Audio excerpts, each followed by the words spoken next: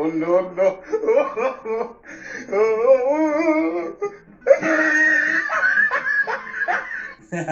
I'm looking at you.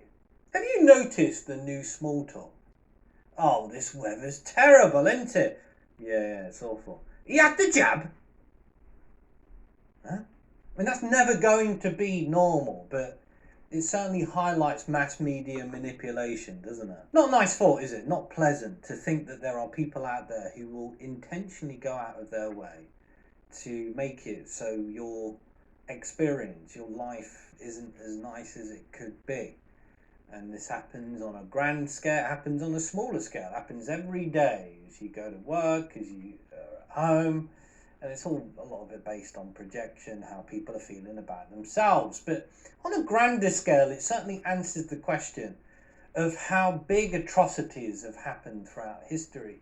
You see, there's always been people with big sticks swinging them about based on how they feel about themselves. Turds in punch bowls who are literally spoiling the party for everybody else. That vibrant fruit, that beautiful fruit that sits there innocently. And then that frigging turd comes along, floating, doesn't it? No one wants to touch the punch now, do they? And yet these turds are everywhere, aren't they? And they explain how significant things have happened in the past too. But like with anything, there is a contrast. In this situation, it's literally a tale of two horsebacks. This is an Aussie hero riding in to give some wise words. Where are the strong men in Australia, the leaders? Australia needs leaders.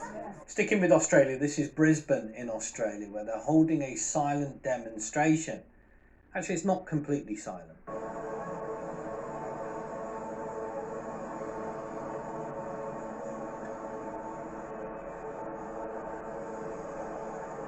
I don't know what that tone is, but it's very relaxing, very calming. It's very nice. I'd like to hear it in other places. It works. And in contrast to some other footage that you may have seen, particularly in Australia, where police have been using batons and sprays and rubber bullets and all the whole shebang, when there's been violence, the very thing that they are trained to deal with in an expectation that there will be violence, well, in a scenario like this, where it's peaceful, it's calm, hardly any police needed, people uniting under the decision to lead with love rather than fear.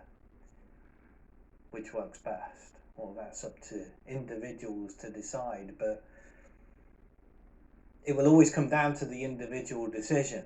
Individual decisions, and then it's collective from there. Collectively, those people decided to be peaceful, to lead with love and not fear.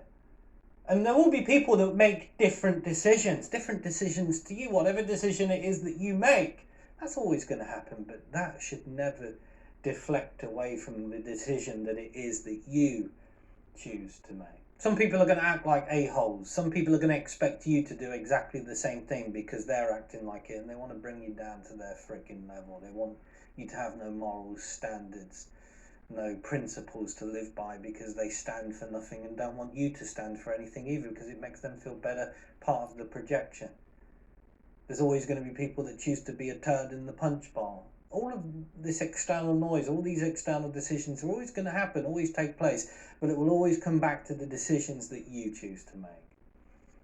And ultimately, in something like this, a scenario, two tales of horseback, a peaceful protest in comparison to others, what might that grand decision be?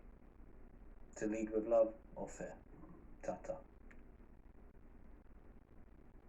Well, I just wanted to add one thing.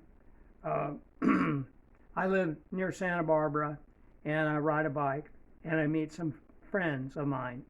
I'm 78. My friends are in their mid to early 60s, and the mask thing went away, and now it's back in our location.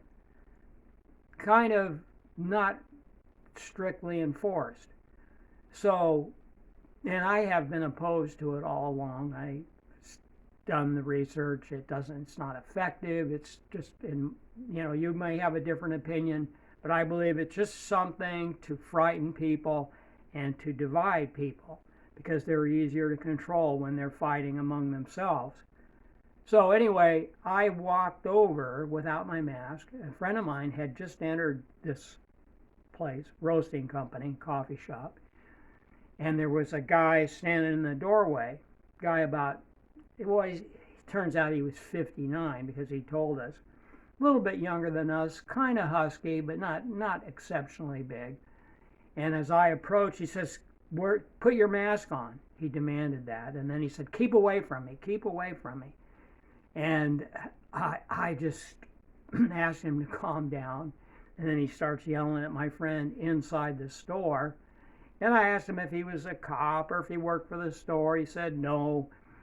And, just words were exchanged, and then he started threatening us. I had another 60-year-old friend. And we're not small guys, but we're not into combat. And he said, "I can take you all three on." Weird stuff. And they said, "You old people, you're the problem." And he looked at me and said, You're near death. You're near death, so you don't care." I mean, I can joke about that. I even say it myself. So it didn't really hurt me, but it's just like all human decency just vanishes with some people. They have no respect, no consideration whatsoever.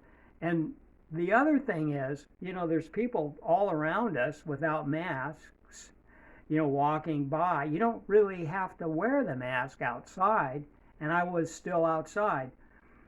But this whole thing, is just a nightmare. Oh, and the other thing that I can't fail to mention, I could have and should have, afterwards you go, well, why didn't you point to the people inside the restaurant, have sat down and have removed their masks? There's a lot of people in there without masks. So I wonder what kind of lack of observation and reason people have to, take it very seriously. Because all you got, and in order to make this work, you'd have to believe the virus is only roughly shoulder high and above.